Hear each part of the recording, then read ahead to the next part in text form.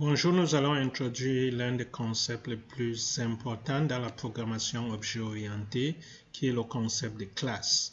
Alors, nous venons de créer une classe appelée classe 1. En fait, une classe, c'est quoi dans la programmation objet-orientée? C'est une maquette. C'est comme la maquette d'une voiture. Si vous voulez créer des voitures, par exemple les voitures Volkswagen, si peut-être vous voulez créer une Touareg, vous allez d'abord créer une maquette et sur la base de cette maquette, vous allez créer plein de Volkswagen de modèle Touareg avec des couleurs différentes, que ce soit une couleur noire, blanche, bordeaux, ainsi de suite. Alors, sans plus tarder, nous voulons créer la maquette d'un rectangle et nous allons utiliser cette maquette pour créer plein de rectangles. Nous allons, pour avoir un rectangle, nous avons besoin d'une longueur et d'une largeur. Alors, sans plus tarder, nous allons commencer à définir ce dont on a besoin pour créer notre maquette. Alors, nous venons de déclarer nos deux variables, longueur et largeur, parce que pour un rectangle, on a besoin d'une longueur et d'une largeur. Et notre longueur et largeur, c'est des types doubles. Et nous avons utilisé le modificateur private. Alors, quand il n'y a pas de modificateur, ça veut dire que c'est par défaut public, c'est-à-dire n'importe qui peut changer la valeur avec une certaine méthode. Mais quand on a private, ça veut dire que c'est uniquement dans cette classe que cela peut être changé. Alors, sans plus tarder, nous allons créer des méthodes qui nous permettent de modifier cette valeur. Et plus on va avancer, plus vous allez comprendre pourquoi nous voulons créer notre maquette de cette façon. Alors, on va utiliser ce qu'on appelle getters and setters. Alors, nous venons de créer notre premier setters, notre deux premiers. Nous avons la méthode setLongueur. Donc, cette méthode nous permet de donner une valeur à longueur. Alors, pour définir notre méthode, nous utilisons notre modificateur public, ça veut dire que tout le monde a accès. Void, ça veut dire que ça ne retourne rien. Et le nom, c'est setLongueur.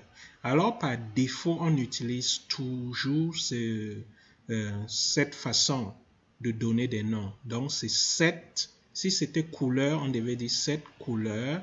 Et on utilise ce qu'on appelle camel case. Ça veut dire que nous commençons avec une lettre minuscule et après, on met la majuscule ici. OK, c'est des types doubles comme c'est défini ici. Et on donne n'importe quel nom qu'on veut.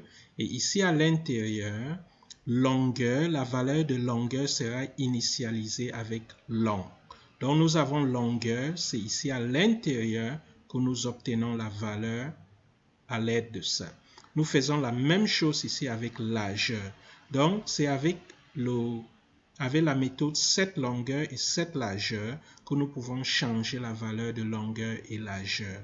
Maintenant, comment est-ce qu'on peut aller accéder longueur et largeur? Nous allons encore créer deux méthodes qui nous permettent d'accéder longueur et largeur. Alors, nous venons de créer notre méthode getLongueur. Vous allez voir que nous utilisons notre modificateur public. Le type de retour, c'est double. Ce n'est plus void. Dans void, il n'y a pas de retour. Ici, nous utilisons double. Ça veut dire que ça va nous retourner une variable de type double. Et puis, nous donnons le nom getLongueur. Et ici, nous retournons la longueur. Alors, quand on appelle la méthode getLongueur, ça vient ici chercher la longueur qui est ici dedans pour le retourner. Et nous faisons la même chose pour getLargeur. Alors, utilisant ces deux méthodes, nous pouvons initialiser la longueur et la largeur. Et getLongueur et getLargeur vont aller chercher la valeur qui ont été initialisées. Alors, pour finir, nous allons définir une dernière méthode qui va nous donner la surface de notre rectangle. Et nous voilà avec public double getSurface. Et ça va, comment est-ce que ça calcule getSurface, qui est en fait la surface de notre rectangle, c'est longueur fois largeur. Donc, ça va retourner longueur fois largeur et le type de retour, c'est double.